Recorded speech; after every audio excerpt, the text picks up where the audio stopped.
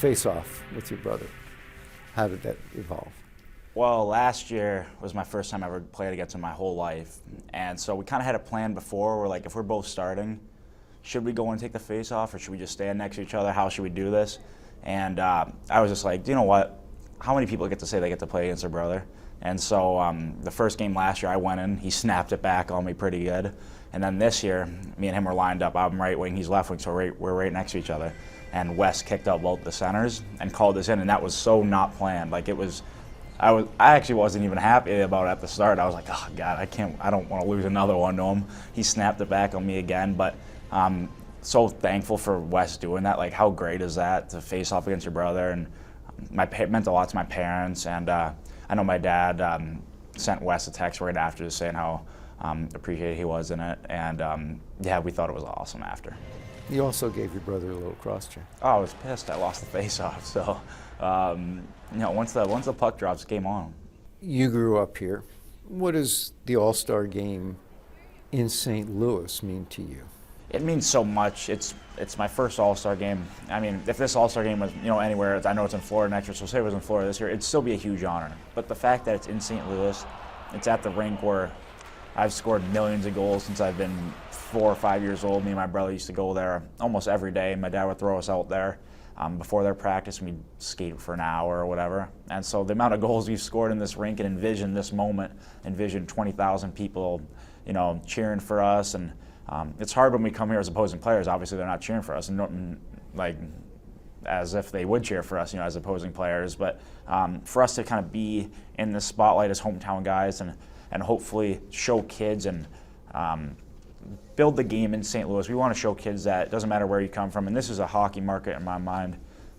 Kids that play here, they can make it to the All-Star game, they can make it to the NHL, they can play college hockey, they can play junior. So I think that's one thing me and my brother want to make sure we get out of this is to show people that even though you grow up in St. Louis, you can make it to the top of your sport, and you know, in the NHL. So we're excited for this opportunity. My parents are super excited. I think looking back, you know, Brady just got the call yesterday when Austin got hurt. So he was actually in Bahamas, so he'll probably come back with a little bit of burnt face. But he's excited for it, and I'm excited that he can share this opportunity with me, and I can share it with him. And our family's super excited, and we have so many people in town. It's going to be a blast. There are various skills this weekend. Would you be in favor of a skill that the NHL should adapt next year of trash talking? Probably not, because I don't think I'd be very good at that. People think I am good at it, but I'm not. I don't really say too much out there. So I'd say they should just stick with the on-ice skill stuff, the hands, the shooting, all that fun stuff. Who's the player you grew up watching and admiring? Well, I think that growing up in St. Louis and having my dad there, he was obviously there every day, but you don't look at him like an NHL player. You don't look at him as the star he was. So I looked at other players on the Blues that are actually here this weekend, like Osh, TJ Oshie, Perron. All these guys love David Backes because he lived at my house for a little bit of time. And then I think my favorite player on another team was either Crosby or Kane. I loved Kane. He was somebody I idolized when I was younger and tried to do everything he did. Saw all the stick handling, the coming in slow in the shootouts, through the legs, all that stuff I thought was so eye-opening. He changed the game, and he was probably one of my favorite guys to watch when I was younger. Do you think Kane will go down in history as the best U.S.-born player? Well, he's definitely on pace to be right up there with it. Some of the things he does, and he's not 25 anymore, you know, and he's in his prime. He's in his prime right now, and he's not 25 or not 27. Like, he's almost ageless the way he plays. He doesn't get hit. He doesn't put himself in bad situations, and he has the puck the whole game. He's somebody who you look at as an opposing team, and he's got circles all over his name because he's somebody you have to watch every time he's out there. So I think he'll definitely be in that conversation. He's a guy who, if you need somebody in the league to put a puck in your stick in a crucial time, that's the guy you're looking for. Another guy who's just about to hit a milestone is Ovechkin. What impresses you most about his quest for 700? Well, it's I don't even know if it's gonna be the quest for 700. He might be going for 8. Now he could be playing forever. Just seems like if he gets a chance, it's in.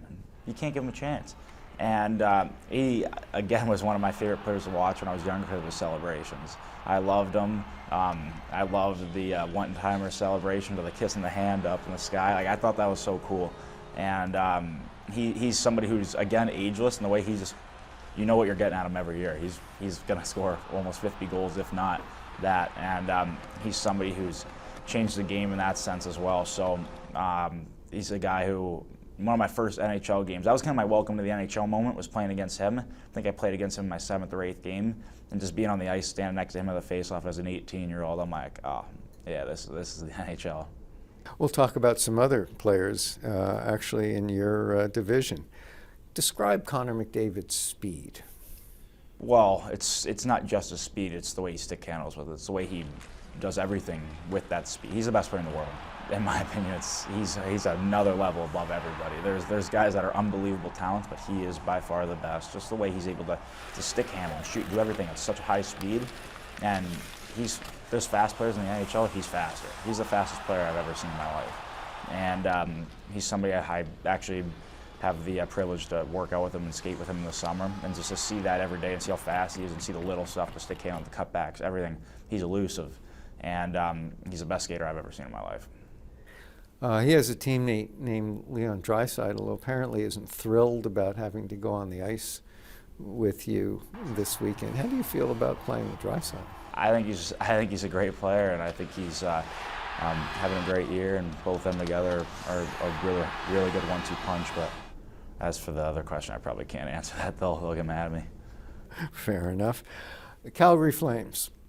What is going to be different this year in the playoffs when you get there? Well, first we got to get there. We're in a big race right now, but looking forward, I expect us to be there. We expect to be there. We have the guys in the room to be there, and I think this year we're going with the mindset where we're not content with making it there. We're not content with having a 100-point season or whatever we did last year. Like, I think we're not going in coasting this year. We're going to go in. We're playing playoff hockey right now. We've been playing playoff hockey since Christmas. So we have to go in with that same mindset. And we ran into a hot Colorado team last year that was playing playoff hockey for months. And they came in on a complete high, and they took it to us. So I think this year we're going with the mindset we have to do damage. We have to go on a run, and we want to be peaking at the right time. I think that's the main thing this year. We haven't necessarily clicked or played our best hockey for stretches this year. We haven't gotten to that point where I know we can be, and we all know we can be. And so hopefully that comes around playoff time, because the teams that win, they peak in playoff time. You had a taste of it last year, but we want to know, why is playoff hockey so much harder than the regular season? It's completely different. Everybody gets another gear. Everybody seems like they're skating faster. Everybody seems like they're bigger out there. Everybody seems like they're hitting harder. And I wouldn't say the whistles go away, because they call it's the same reffing, it's the same standard as in the regular season, but it seems like there's just way more intensity. And every shift matters. If you score one goal, one goal can change the whole momentum of a whole series. We saw that last year. We lost. We were up 1-0, and we played game 2, and they were up 2-1. They score with their goalie pulled, and they win in overtime, and it's 1-1 going back there. And it's just crazy. Like, one goal can change the whole series, sort of thing. And I got the taste of that every shift matters, every single hit matters. You want to wear down the other team. You have to play as a team. You have to have short shifts. You can't. But there's no saving it. Like, there's no saving it for, we'll get them next week, or we'll get them next game. No, you can't, because you do that, your season will be over. And all it takes is 4 losses in one series to be going home. So it's crazy. It's crazy, and the intensity is unbelievable. I love going into our rink in Calgary, the Saddle Dome, just to see how electric it is in there. And even last year in Colorado, what an atmosphere it was. So I just think the atmosphere is even more crazy. The city's crazy, especially playing in Canada. The city seems to rally around it, and I think it's awesome. Playoff hockey is the best.